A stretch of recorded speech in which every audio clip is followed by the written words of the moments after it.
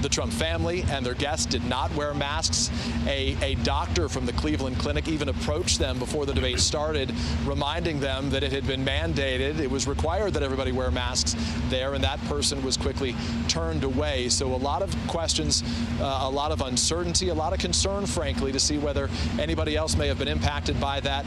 Among those we know that tested negative, Mark Meadows, the chief of staff, Dan Scavino, the social media director, and many others. But obviously, given the incubation period here, one negative test doesn't mean that you're out of the woods, Lester. All right, Peter, thank you. Again, we're looking at Marine One on the south lawn of the White House, expecting President Trump to come out shortly to be flown to Walter Reed National Military Medical Center in Bethesda. That's where Kelly O'Donnell is right now. Kelly, what's the scene there? Well, Lester, we're about 10 miles from the White House, and this will effectively be the president's home base for the next few days as a patient here, as we understand it. And the Walter Reed National Military Medical Center may be familiar to our audience. It has cared for presidents and notable members of the government for 80 years. And in the last decade or so, it combined the Navy facility, the Army facility, and it is now a joint base. So there are members of the military medical corps of all the branches who will be able to take care of the president. It is not your ordinary hospital, certainly. There is a presidential suite that is multiple rooms and offices made available for the president, and that is rarely used, of course. So the president will have his own space with not only a sleeping chamber, but office space for his team and staff, multiple bedrooms, kitchen facilities, things like that that will be separate, that will allow for the care of the president around the clock, and to still have the operation of government. And as our conversation has been outlining, the White House says the president is still firmly in charge. This is a significant decision, of course, to leave the White House, which does have the White House Military Medical Office.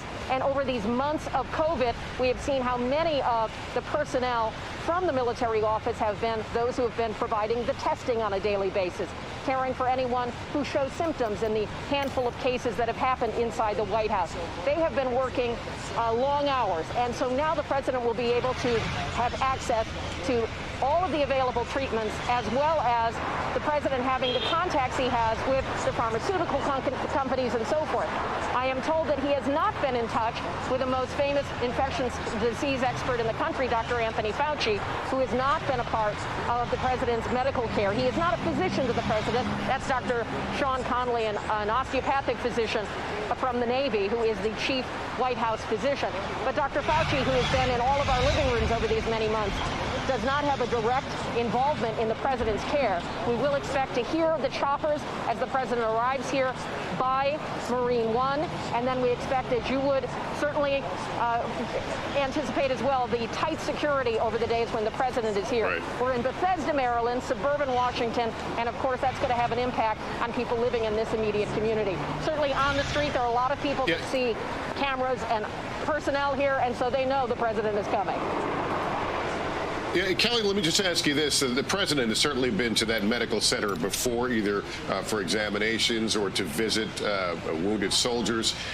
Would that normally be a trip taken in a motorcade? Is it unusual for him to fly to the hospital? It is not unusual, and one of the main reasons for that is there is a helipad here at Walter Reed. It is a military facility, and that allows for no interference with local traffic. When a motorcade is moving in a city, there's always vulnerability to that motorcade. Even just a normal fender bender type accident could be a national security risk. So when the weather is appropriate, the president flies to Walter Reed via Marine One and is able to motorcade if there is a weather call, as we refer to it, bad weather and that sort of thing. It's only about 10 miles, so it's a short distance, and we'll all be able to hear Marine One as it approaches and lands, but it will be on the grounds here where we will not have direct access. It's my understanding there will be the presidential travel pool that is a part of our daily life and White House coverage, where there will be some coverage of that landing and then perhaps some opportunity to see the president as he enters the hospital. One could imagine that there would be the potential for the White House to make a statement here after he is admitted and after doctors check him in. It could be a very long night here at Walter Reed. Lester? Yeah, thank you, Kelly. We're told again it's a precaution to take the president to the military center, medical center. Justice correspondent Pete Williams has been looking into the laws governing what happens when and if a president is incapacitated. And again, we're not suggesting that's the case here, but it's something we have to talk about. Pete, walk us through it. Right. I think people may find it somewhat reassuring to know that there are procedures here. And the first one is if the president knows that he may be incapacitated, like, for example, he's going to have scheduled surgery or there has to be anesthesia or something, then he signs a statement and transfers power temporarily to the vice president. This has happened 3 times before in our history under this relatively recent part of the Constitution, the 25th Amendment, and each time involving this very facility where presidents have been for surgery. The most recent times, President George W. Bush did it twice for colonoscopies in 2002 and 2007. So that's when the president knows there may be some reason to transfer power. And that has, as I say, been used before. There is another part of the amendment that has not been used before, that if the president is unable to say that he can't carry out the duties of his office, then the vice president can consult with members of the cabinet. And if they agree that the president is incapacitated, then the vice president takes over until such time as the president is able to resume his duties. As you say, Lester, all very theoretical at this point, but at least it's good to know that there is a procedure under this relatively recent part of the Constitution, the 25th Amendment. All right, Pete, thanks very much. A lot of contact tracing going on right now. Those who may have been near the president, certainly over the last several days. And among those, former Vice President Biden, who, of course, shared the debate stage on Tuesday with the president. Casey Hunt, what can you tell us about what we're hearing from the Biden camp? Lester, that's right. First of all, we know that both the former vice president and his wife, Dr. Jill Biden, took coronavirus tests today, and those came back negative. That was also true for his vice presidential running mate, Kamala Harris, and her husband. She was not at the debate. So Joe Biden continued his campaign schedule today, appearing in Grand Rapids, Michigan, where he expressed sympathy for President Trump and hopes for his recovery, and also focused on his economic message. And he, of course, has campaigned on the issues surrounding the virus, criticizing President Trump's handling of the virus. But the focus today very much on the president's health and on the economy. But, of course, this is an incredibly difficult period of time for everyone close to the Biden campaign and anyone as well on Capitol Hill who was at perhaps the event on Saturday last weekend when Amy Coney Barrett was named to the Supreme Court to, of course, the debate on Tuesday night. The Trump family was seated in the audience while ostensibly wearing a mask was required, and Biden's guests all wore masks and were socially distanced in the hall. NBC reported that a Cleveland Clinic staffer actually approached the Trump family, tried to offer them masks, and they were declined, and they watched from the audience without masks on. And you saw Melania Trump walk up to the stage without a mask on at the end of the debate. Dr. Jill Biden, when she went up to embrace her husband, was in fact wearing a mask. So quite a lot of nervousness sort of throughout the halls of the Capitol. Questions about whether the legislative branch of government should be tested more aggressively. We obviously are witnessing some questions about the continuity of power in our government. House Speaker Nancy Pelosi was asked about that this morning and acknowledged that those questions are ongoing all the time. Contingency planning is always there for it, but it's rarely needed in the way that it perhaps certainly is being discussed and focused on today, considering the concern about the president's health. So this also potentially affects the confirmation process for Amy Coney Barrett, who is, of course, the president's pick to be on the Supreme Court. Those hearings scheduled to start October 12th. We've learned that Mike Lee, a senator who is on the Judiciary Committee, Republican, who attended that ceremony in the Rose Garden on Saturday, has tested positive for coronavirus. And Democrats are calling for that Supreme Court confirmation hearing to be postponed so that members can quarantine if necessary. But, of course, Republicans, including Mitch McConnell in Kentucky today, where he was campaigning campaigning for his own Senate seat, saying that they're going to push ahead with those confirmation hearings. So this obviously impacting dramatically, potentially, the presidential campaign with the former Vice President Joe Biden, and also rippling across the other branches of government down the other side of Pennsylvania Avenue from where we're all looking right now. Lester. Yeah, Casey, thank you. And of course, the focus right now on waiting to see the president exit the White House and board Marine One for that short flight to Bethesda for precautionary treatment, as we had noted from his the White House physician. The president was being treated with a cocktail, an antibody cocktail. He was also apparently, looking at the note, it says the president's been taking zinc, vitamin D, famotidine, melatonin, and daily aspirin. I don't know if all or at least some of those are related to his current illness, or if they're part of his daily protocol. That note goes on to say is that this afternoon the president remains fatigued but in good spirits, being evaluated by a team of experts, and they have decided as a precaution they want to take him to a full-fledged hospital where he can work and be treated. We all know from our months of becoming pseudo-experts on coronavirus that it sometimes comes in phases. We've heard many stories of people who the first days go okay, and then things can take a very sudden turn. While we wait to see the president, I want to turn to NBC News presidential historian Michael Beschloss. Michael, a lot of our focus these last several weeks has been on democracy, the Constitution being challenged on many levels. But hearing from Pete, it sounds reassuring that the continuity of government is in place and that process is ready should we need it. That's absolutely right. And Pete was so good in what he said about the use of the 25th Amendment. If there's been any problem with it, it's that it has not been used enough, because some presidents have shied away from giving power to a vice president because they think it shows weakness. And that is especially true during a presidential re-election campaign. Lester, we have never seen anything like the scene that we were about to see, a president being taken from the White House to a hospital 1 month before a presidential effort to be reelected. Closest thing that ever happened to this was 1956. Dwight Eisenhower was running for reelection, had an attack of ileitis, intestinal problems. He had to go to what was then Walter Reed Army Hospital in a different location to get intestinal surgery. And the way that he dealt with this was to say, it's incumbent on me to show the country and the voters that I'm as equipped as possible and I'm in good shape to serve another 4 years. And the result was that his doctors were told to tell the press everything it wanted to know. There were charts. They even documented the president's bowel movements, if you can believe it. But that was what set the trend for modern times, when presidents are pressed to be much more open when they have a life-threatening illness.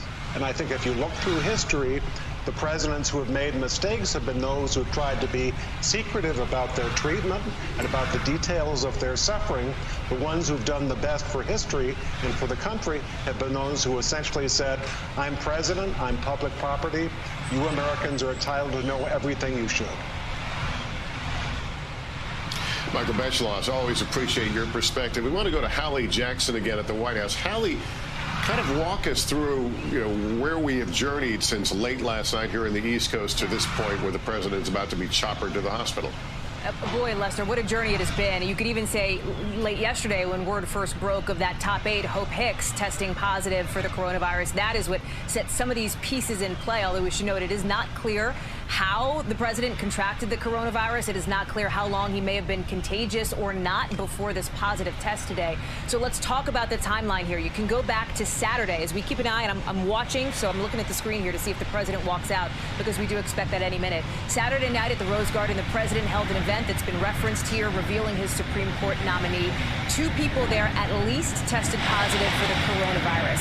Monday and Sunday, the president had a couple of events, but Tuesday is a critical day because that is when he traveled to the debate in Cleveland. Lester, you and I were on the air with the rest of our team talking about that debate. President Trump maskless on stage with Joe Biden, socially distanced, and the moderator as well, but family members in the audience, family members of the president, unmasked in the audience, despite requirements that happen happen, essentially.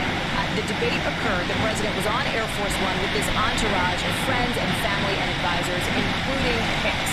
That happened Tuesday. Wednesday morning, we understand, Hicks tested negative. The president went to a rally in Minnesota that evening. And often at these rallies, the president is not wearing a mask. Many in the crowd are not wearing masks. There is virtually no social distancing as well. Wednesday night, we understand, and I'm told by sources familiar with Hicks' condition, she started to feel sick, and she quarantined on Air Force One as the plane flew from Minnesota back here to Washington. That positive test came up on Thursday, and White House Chief of Staff Mark Meadows told reporters here at the White House today the White House was aware of that positive test as the president was departing for a New Jersey fundraiser. As he was lifting off, actually, Marine One 24 hours ago, yesterday. That is when they learned of Hicks' positive test. Now, the president still got on Air Force One and traveled to that fundraiser in Bedminster, New Jersey, returned home, took a test, went on Fox News, Lester, and revealed to the world, to the country, that he had taken a test and that he may quarantine until those test results came out. And then, of course, it was just before 1 o'clock this morning. That's sort of where the journey has taken us, that the president revealed that positive diagnosis. I think it's important. The president is often on Twitter. That is one of the ways that we hear from the president the most. He has not tweeted other than that tweet so far today. And his appearance here on the White House Up On will be the first time that we have seen him since word of this test came down. I think a lot of viewers might want to know, what does this mean? What do mild symptoms mean for President Trump? In this instance, based on our reporting and the sources that we've talked to, those mild symptoms include a low-grade fever. That's according to sources. And the White House physician has acknowledged that the president is fighting fatigue as well. He is feeling fatigued. But overall, White House officials do say he is in good spirits. It seems as though the First Lady Melania Trump has symptoms that are perhaps less intense. The doctor saying that she has a mild cough and a headache as far as the First Lady. And again, when we see the president, this will be the first time that, frankly, the world will be able to get a glimpse of how he's doing. I'm told by a senior administration official that he will, walk under his own power to Marine One there, Lester. So it'll be an opportunity to see him. This morning, as the news was first breaking, Lester, as I think the country was waking up to this news, if you hadn't been up all night following it, the markets started to crash, started to tank a bit out of fear and concern about what this positive test meant for President Trump. This touches every facet of government, as you've been talking about. National security, domestic policy, and the campaign on hold, with the president's team doing virtual events or postponing events altogether, Lester. And we continue to watch that door at the White House, waiting for the president to emerge. Hallie, thank you. Chuck Todd is with us as well. Chuck, let's kind of break down things. As recently as last night, the president talking about coronavirus, that COVID will be gone soon. He has downplayed it. He mocked Vice President Biden during the debate the other night. Vice President Biden today being gracious and offering his prayers and thoughts with the first couple, but then going into his stump speech on coronavirus. We thought Supreme Court might occupy a lot of our attention, or something else leading up to the election. Does this guarantee now that coronavirus, that COVID, will be the issue, the story going down the stretch? Lester, here's the thing. Every time anybody in their life tries to plan around this virus, whether it's for personal moments in your family, think weddings, confirmations, bar mitzvahs, or you're trying to plan a campaign, or you're trying to focus, the virus always seems to win. And I think that this is yet another reminder that no matter how much you think you can work around the virus, you can focus on other issues, the virus always, unfortunately, seems to stalk us. I mean, I'm still haunted by something that one of the leaders at the WHO said to me in Meet the Press 6 months ago, and he said, this virus is going to stalk us whether we like it or not for months around this globe. And that's the way I almost feel watching it unfold in this campaign today. I mean, there's no doubt that this is politically uncomfortable for the Trump campaign, but certainly it's uncomfortable talking politics right now. The president's health is at risk. We know that he is somebody who is in the demographic that is more at risk for a tougher bout with this virus. And so I think that certainly is casting a bit of a pall over this campaign. But look, I think in some ways this campaign is on pause for about 10 days, if you will, 7 to 10 days at a minimum. And during that pause, what else are we going to be talking about but the president's battle with this virus, which then guarantees that the virus is front and center in all of our minds. And we did see, again, Biden campaigning at an event in Michigan today. Are you suggesting we may see him pull back from the road in the days ahead? Look, I think that it would be prudent. I mean, you know, let's be frank here. You could see everybody has felt we all have fatigue. We're all feeling a little cooped up, and I think there's been this. Well, maybe you can have a campaign, and maybe you can have fans, and maybe you can have people here. And you can't help but wonder, is everybody going to sort of take a second look here, right? The Trump campaign, the Biden campaign, us in the media, and going, okay, you know, the minute you slip a little bit, the minute you get a little lackadaisical, you don't bring your mask here, or maybe you're traveling a bit more, you know, you're just raising the risk of getting this virus. So I wonder if, just as the Biden campaign's been thinking about expanding more and doing more in-person stuff, I wonder if they start to pull back. And on the Trump campaign, I was surprised today to hear the campaign say that Vice President Pence's schedule would continue as is.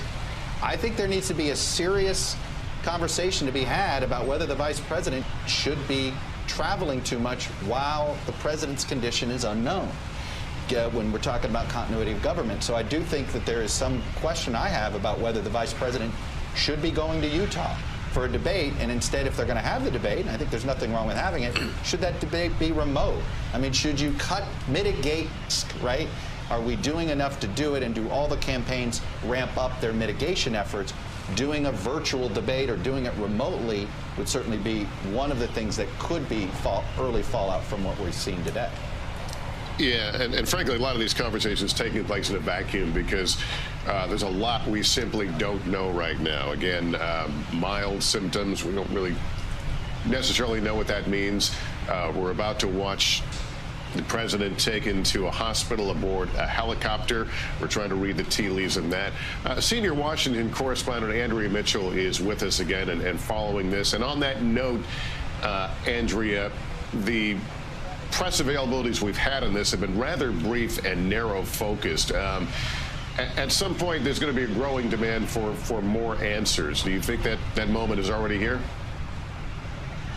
Yeah, I think it's here and it's past. I think that in past White Houses, you would have had the president's physician or other physicians involved in his case coming into the briefing room and briefing Hallie and Peter and the White House correspondents, telling them what is exactly going on there.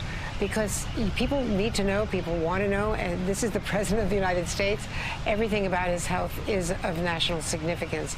And it is rather surprising, and they have been very, very tight-lipped about his overall health, even with his annual physical after a bump in the road with his first doctor, Dr. Ronnie Jackson, and that kind of went off the rails. And so they've not released a whole lot of information and not had very many public briefings. And in this case, certainly since that announcement at 1 o'clock this morning, this should have been briefed. It also could be a sign, but we can also certainly say is that there is real disagreement inside the White House task force and a lot of conflict. There's Dr. Scott Atlas, who's a radiologist who comes from Stanford, very highly regarded, but is not at all a virologist or a public health expert, and has been importantly disagreeing with Dr. Fauci, Dr. Redfield, all of the people at CDC and FDA. You've also had pressure from the White House task force on the CDC and the FDA to roll back what they thought was best practices in some big cases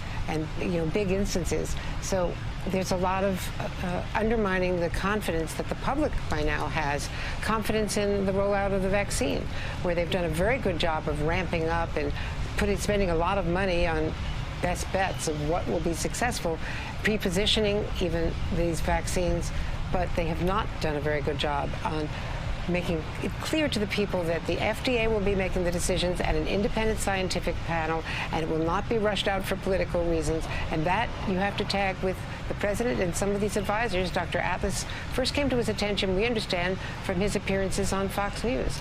And that's not the way to choose an expert on a novel virus, something as unpredictable and unknown, really, as this virus. And that is why you were seeing Dr. Birx and Dr. Fauci and others really not having any public appearances and being squeezed out. And also, of course, the earlier episodes with hydroxychloroquine, which the president said he was taking, which has been withdrawn from emergency use by the FDA after that emergency use was rushed through, some would say inappropriately, and after the risks turned out to be greater than the benefits, the FDA took it back, with the president, Peter Navarro, still pushing at the trade advisor, who has been very vocal and outspoken against Dr. Fauci and the other medical experts. Right. Lester? All right, Andrea Mitchell, thank you very much. If you're just joining us, you're looking at Marine One on the south lawn of the White House. Anytime now, we expect to see President Trump make his way. We believe he will walk to the chopper and be taken to the Walter Reed National Military Medical Center in nearby Bethesda, Maryland, for what we're told is precautionary treatment. As we have been reporting, he was diagnosed overnight with COVID-19, both he and the First Lady. The White House describing both as suffering mild symptoms. Nonetheless, the president going to be taken to the hospital where he will have work facilities, we're told, and that they will be able to treat him perhaps more effectively during the progress of his disease. Dr. Lippy Roy is an internal medicine physician and an NBC News medical contributor. She joins us now. Doctor, thank you for being with us. We don't have a lot to work off of. We have the statement from the White House physician about this antibody cocktail that was given to the president. But beyond that, we don't know a lot. Can you kind of read in, give us your read on what appears to be happening? Yeah, Lester, I think it's a wise decision to have the president transferred to an inpatient setting. It's important for viewers to remember that while the vast majority of people who are infected with COVID-19 do recover, remember the vast majority of people who go on to develop severe illness from COVID-19 also are people who are over the age of 65 and who have chronic illness. And President Trump falls into both categories. He's over 70 years old and he has obesity and possibly other chronic medical conditions, which we may not know of. To Andrea Mitchell's point, the White House has not really been very forthcoming or transparent with the president's full medical history. So, while certainly physicians and all of us hope that the president's clinical status remains stable, you just don't know. And it's important to watch him closely in a hospital such as Walter Reed, where he can be monitored by specialists and specialized equipment, including a ventilator, should the president's respiratory status deteriorate. So I think this is a wise decision to watch him closely, Lester. Yeah, and so much of the reporting we've done on COVID with people who have suffered it is that it seems to run in different phases. There's a phase one where you don't necessarily feel great, but you're okay, and then things move very quickly. Is that generally the way it goes? That's a great question. I wish we had ways to predict who's going to get sick, how long that sickness is going to last, who's going to recover. Again, we have general ideas in terms of severe illness and mortality, which is by far mostly amongst people who are aged over 65. Again, the short answer, Lester, is that we don't know how the president's clinical course is going to go. And I think for those reasons, they're transferring him to an inpatient, in-hospital setting where he'll be watched very closely, Lester. Dr. Roy, thank you for your expertise. I want to bring in White House correspondent Kristen Welker. Kristen, Chuck and I talked about it a little bit, but, we're 32 days from an election. We've got a couple of debates, including the VP debate coming next week. What do we know about, how life goes on the campaign trail? Well, there's no doubt that this will have some real-world implications about the mechanics of how this campaign moves forward.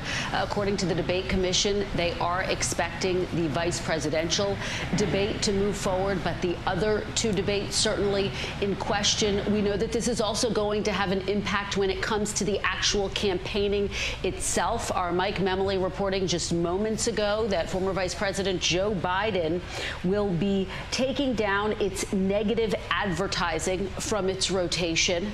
We did hear from the former vice president earlier today, who was in Michigan, who started his comments by talking about the president, saying that his thoughts and prayers are with the president, with the first family right now. And we know that President Trump clearly cannot be out on the campaign trail. So his campaign saying all other campaign events will be considered on a case-by-case basis, and we will make any relevant announcement in the days ahead. You can expect, if and when campaigning does resume by the president, for that to be virtual in the near term. We understand that Vice President Mike Pence does plan to move forward with some campaign events. Now, for his part, the vice president currently at his residence at the Naval Observatory as he continues to monitor all of this. But there is no doubt, Lester, that this is going to have a significant impact on the mechanics of the campaign. And Vice President Biden making it very clear that this is just not a day for politics, Lester. All right, Kristen Welker, thanks. Go to Casey Hunt right now, who has more on all this. Casey? Lester, to pick up on what Kristen was saying there, and also what Chuck was talking about just a couple of minutes ago, this move really underscores the seriousness with which the Biden campaign is taking this and reading this decision to take the president to the hospital, although we are also told that this was something that has been under consideration in the works since we learned that the president had contracted the virus before we necessarily understood that it was perhaps serious enough for them to consider making this move. Lester, we can also report, and we have been talking to, as we think through the continuity of government questions, whether congressional leaders were informed about what the president was planning to do here, because it does raise questions. Obviously, we're focused on Vice President Mike Pence, but we also potentially want to know where House Speaker Nancy Pelosi and then the President pro tem of the Senate, Chuck Grassley, are as we're thinking through all of this. And we can report, a Democratic aide tells me that the House Speaker Nancy Pelosi was not informed that the president was going to be going to Walter Reed to work from there for a few days before it became public knowledge. And they also have not, according to this aide, had any additional conversations about continuity of government planning with the House Speaker's office.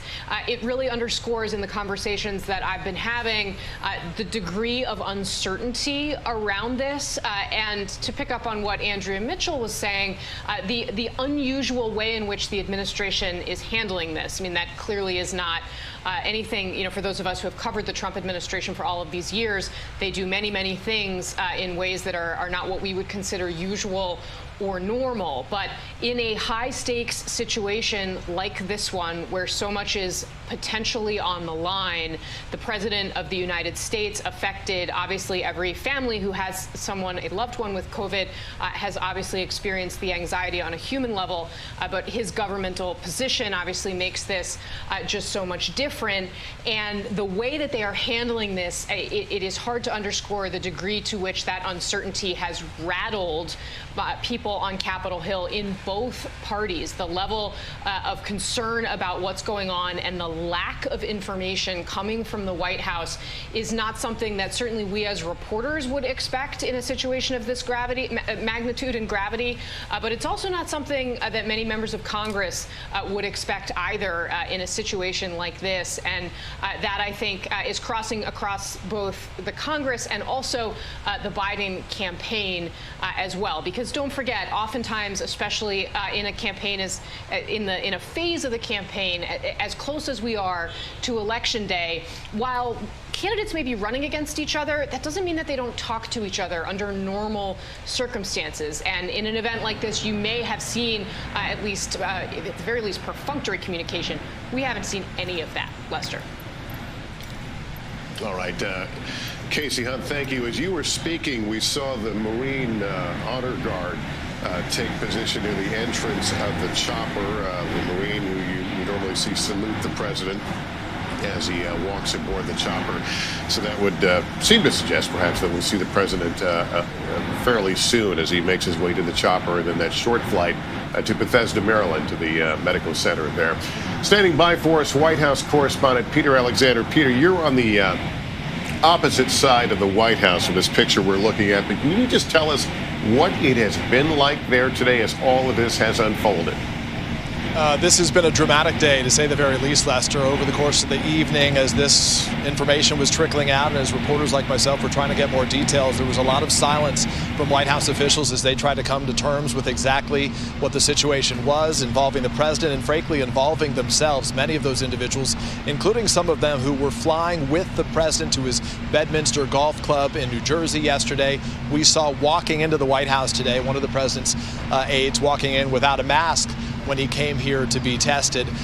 But again, just to give you a sense, having been upstairs inside the West Wing, what they describe as the upper press area, the area where folks like myself are allowed to go. I had an opportunity to visit with Kayleigh McEnany and some of the other, she's the press secretary, some of the president's other top aides. And many of these individuals that frankly I've never seen wearing a mask today were wearing a mask inside. When they came to the cameras, though, notably, Mark Meadows, the chief of staff, did not. He said that he was more than 6 feet away from reporters and chose not to, but it was a message that a lot of people were curious about today. About this picture that we're looking at right now, again, as you look at Marine One there, and perhaps we can take that shot in full, just beneath the nose, actually. If you see those two legs, that is the Marine who is standing at attention waiting for the president to arrive. Given this angle, and our camera is now below the White House, about a football field away, so that we can provide you this live picture. From this angle, we will not see the president physically exiting the White House, the South Portico, as they describe it, of the residence to go to Marine One. But the pool of reporters, including a camera team, is there right now, and we are told by White House officials that the president will make himself available, as it were, will be seen by cameras. This an effort to try to reassure Americans that he is okay right now. Over the course of this day, in my conversations with White House officials, they told me there were discussions about whether the president would make any public statement in some form from within the residence or wherever else. Obviously, he wouldn't be able to come to the cameras given the isolation he's now in as a function of his testing positive, but they thought that might be a critical moment as well. Notably, we have not heard from the president in any form, not on Twitter, not in any other way, since last evening when he announced his diagnosis, I guess early this morning, frankly, just before 1 o'clock in the morning. So again, to be clear, we will see the president. White House officials say there is not any transfer of power taking place to Vice President Mike Pence, who remains at the Naval Observatory, his residence only a matter of miles away from here. The White House saying that the president remains in charge. Lester? Peter Alexander at the White House again as we await to see the president make his way to the helicopter. Let's turn to historian and NBC News contributor John Meacham. John, you have seen a lot and chronicled a lot. Have you ever seen these circumstances come together 32 days before an election? Never. And what we're watching now is the pageantry of state intersecting with a pandemic that has touched so many millions of lives around the world, and has now touched the domestic life and the both the personal life of the president's inner circle and the highest levels of government, which is tragic in its way. But because he is the president, the personal is political. And I think that, you know, when we think about how White Houses have in hours of crisis about the health of the president, how they have communicated, it is a very mixed record, tending to the obscure and tending to the misleading in our past. And I think that there's a wonderful opportunity here, if the White House desired to take it, to be open, to explain what's unfolding more precisely, in more detail. One of the lessons of good democratic lowercase d practice is that more information is often not only healthy for the life of the nation, but has political benefits. And I remember, as you do, that March day in 1981 when President Reagan was shot, the stories that came out were of this remarkably resilient and brave American president who was joking with the doctors, saying to his wife, "Honey, I forgot to duck."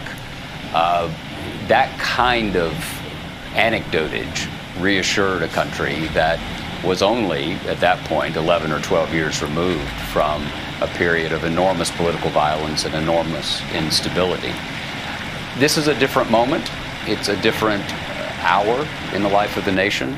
And one of the things that I think the president could do with this moment as he faces his own struggle with this virus is show the country how serious the pandemic is, show how seriously he is taking it, and show empathy for not only his own situation and that of his colleagues at the highest levels, but those around the country and around the world.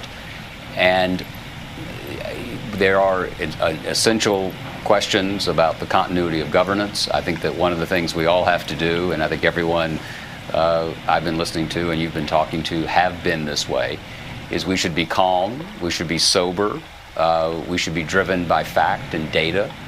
But we need fact and data in order to be driven by fact and data. And so it's a remarkable moment, and particularly, as Casey was saying, given the proximity of the presidential election. I think Vice President Biden performed with dignity and with grace today. And the country hopes for the best for the president. The country hopes for the best for, ideally, for every American family. And one potential political impact, and again, this is not trying to game out something serious, it's just simply the case that the American president occupies a unique position in the life of the nation and the psychology of the nation. It is, I think, these images, this story that we've been consumed with today, may be having the effect of making a large segment of the American population that has been skeptical of expertise and has been somewhat cavalier to the point of endangering others. It might make that segment of the population pause and realize that perhaps fact and science should be driving our decision making as all of us struggle, as President Trump is now struggling, to get this pandemic under control and return to some sense of an ordinary national life. John Meacham, always a pleasure to have you aboard. Again, looking at the south lawn of the White House, Marine One, waiting to see the president as he makes his way aboard the chopper, where he'll be heading to the Walter Reed Army Medical Center in Bethesda. That's where Kelly O'Donnell is standing by right now. Kelly, what can you tell us from there? Well, in the time that we've been talking, Lester, there are certainly passersby who recognize that the president is now coming here. We've had people honking their horns. There are cameras assembled and so forth. And they're expecting that the president will be here. And for the next few days, however long the president is a patient here, this will be one of the most fortified places anywhere in the world. Certainly the residence at the White House is heavily fortified. This is a military installation that combines multiple branches, not only Army, but Navy and Air Force as well. So it's a joint military facility that gives great security, and it also gives the president access to a suite of rooms that will function in effect as both the residence and the West Wing of the White House for however long the president is here. And by that I mean, if we picture a normal hospital room, even a private room, you can imagine the kinds of equipment and facilities there.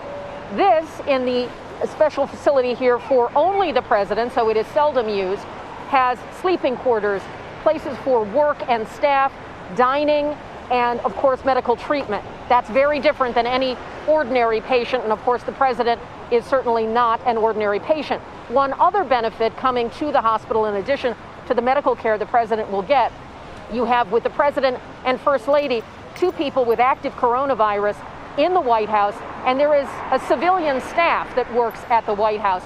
They work for the executive residence, as it's known. They're butlers and kitchen personnel, in addition to the security and law enforcement staff. All of those people would be potentially exposed to the virus, simply caring for the president in the time that he would be in the White House with active virus. And so being here at a medical facility where everyone around the president will have the proper gear, will have the medical training, will be effectively safer, is also a way to protect the complex at the White House and the many employees there, both civilian and law enforcement and political staff, from exposure of being in a place where there is active coronavirus. So that is also a benefit for the president, separate from just his own medical care, but handling this in what will be an enormous task for the White House over the next several days, to handle the political messaging of trying to project calm, trying to provide information. You've discussed the history of White Houses not always being so forthcoming, And here we've got a medical facility that is military, and of course the commander-in-chief will be the patient. So we would expect that there would be some effort to provide briefings and things in the days to come, but that would likely still go through the White House, and so we'll have to see how forthcoming they are with additional information. By also being here now at the early onset of the president's illness, it separates what we saw in England with Boris Johnson, who had to be transferred on, if I remember correctly, a stretcher to go from 10 Downing Street to a medical facility when he was in real distress. That is an image that no political leader wants to have available. So the president being able to walk in his own power, get to the helicopter, something that is a tradition, it's sort of the system of power, and it is one of those things that conveys that the president is at least okay at this point, even as he's dealing with his illness. And it will come here. Now, there is a landing facility here at the Walter Reed National Military Medical Center. And different than what we saw, I was at the White House back in November of 2019 when the president made what we all perceived to be a very hurried trip here to the White House. They did not have Marine One that day, and they had to go by motorcade. Today, we expect the president will fly here. Kelly, Kelly, let me break away from you. I can't see it, but I'm told the president has left the residence, is making his way to the chopper. I saw from our angle the Marine there snap to attention. We may see, apparently he's waving. I'm getting a kind of a play-by-play in my ear. He's waving to the media. You see one of the photographers there now back off, and there's the window. If you look through the window of the rectangular window, you might have gotten a glimpse there of the president, but who made his way on his own power. And I'm assuming we will get the videotape turnaround of those pictures from the other side of the helicopter. But the president, we believe, has just boarded Air Force One. He's got some staff with him. We don't know if the First Lady is traveling with him, but it'll be a very, very short flight over to Bethesda and the Walter Reed National Military Medical Center, where he will be offered precautions now as he deals with this diagnosis of COVID-19. Apparently feeling mild symptoms, and he's been treated at the White House itself, but doctors thought it was advisable to transfer him to the hospital. Hallie Jackson also watching along with us. Hallie, we see many a time, of course, the president stop at the rope line. You guys fire questions at him. Would he have had to pass that rope line to get where he is? If he had walked out the way he typically does, then yes, Lester, and as has been talked about, we're looking at a bit of a reverse angle than we're used to seeing. You are right in that we are expecting to see what we call in our TV parlance the tape playback, so we should be able to see that shot of President Trump boarding Marine One. I'm told by our pool reporter colleagues, the small team of reporters who represent the rest of the pool, that he walked out in a mask and suit, walked to the chopper to Marine One, followed by White House Chief of Staff Mark Meadows. No sign of First Lady Melania Trump, so perhaps an indication that she is remaining back isolated at the residence there. Lester, this is unusual in so many ways, but let me tell you one way that it is very unusual, and that is that the president was in a mask. That is not something that we have seen from him often. It is, in fact, extremely rare. As I can hear now on the North Lawn, the rotors start to pick up speed. It looks as though Marine One will lift off any second. When that happens, those reporters are able to sort of run that tape physically back into the White House, and then we'll be able to see that video, Lester. But clearly, the White House, by placing these cameras and putting reporters out here to see the president, wanted to show him up and walking around and getting on Marine One and sort of have an appearance by the president to hopefully, in their view, put people's minds at ease about his condition. They have been talking about what they say are mild symptoms from President Trump, as we can hear. Hopefully you can't hear it on my microphone, but the Marine One rotor getting louder and louder here. Yeah, we can. We, in fact, can see it, Hallie, from our camera angle here. The helicopter rotor is now spinning and should be lifting off shortly. You noted he had a mask. Yeah. Most hospitals, of course, will require you to wear a mask, certainly during this time of COVID. The president will be treated, obviously, by medical staff who will be wearing, I'm sure, full protective gear, as we've seen in so many hospitals over the last 7-8 months here during this pandemic. But the president about to depart the White House. What a day of dramatic developments. Again, that test overnight confirming that he and the First Lady had both tested positive for COVID-19. The president said to have been lethargic on the flight coming back to the White House. And there is Marine One now lifting off from the White House grounds.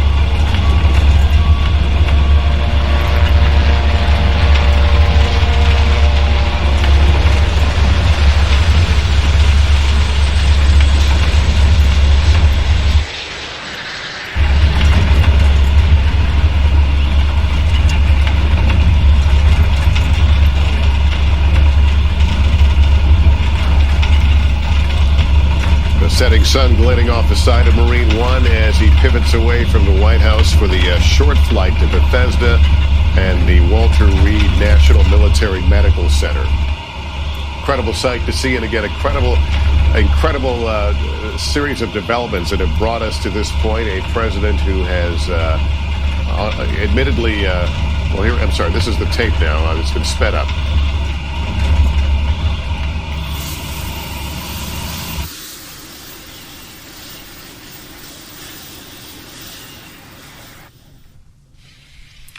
All right, you can see, so that video was sped up, but that's a very quick turnaround of the video. We saw the president getting on Marine One, clearly walking on his own, and we'll try to get that in normal time, normal cadence, so you can see how that played out. But there is the chopper making its way.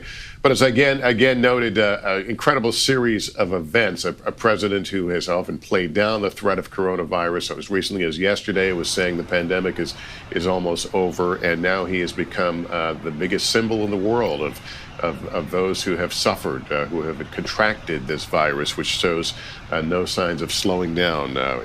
More than 24 hotspot states in this country now seeing an increase in cases. But certainly COVID has a different and a new face tonight, in that of the President of the United States. Let's go to Peter Alexander. Peter is at the White House. You had a look at those pictures as well. That was the standard way the President would normally board the chopper. Yeah, Lester, you're right. And as we look at the helicopter now flying to Walter Reed Medical Center, you're looking at the most prominent patient in the planet, President Trump, now among millions of people across the globe who have suffered from this awful infection of coronavirus, COVID-19. Just moments ago, as you noted, we did see, and we will play it for you in real time just moments from now, the president departing the residence. Notably, he was dressed in a suit, as he traditionally is. You almost never see him in casual attire, except perhaps on a weekend excursion to play golf, always dressed in a full suit with a tie. Clearly, the intention by this White House is to show that this president remains at work. As we've discussed, he was wearing a mask.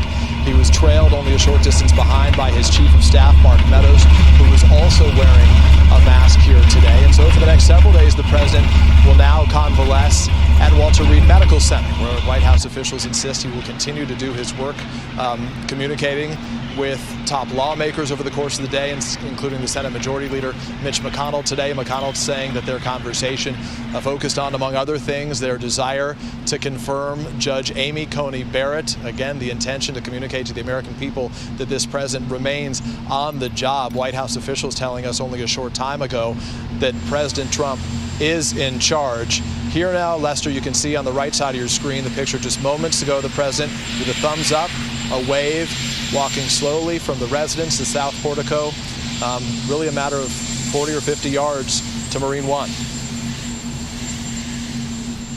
And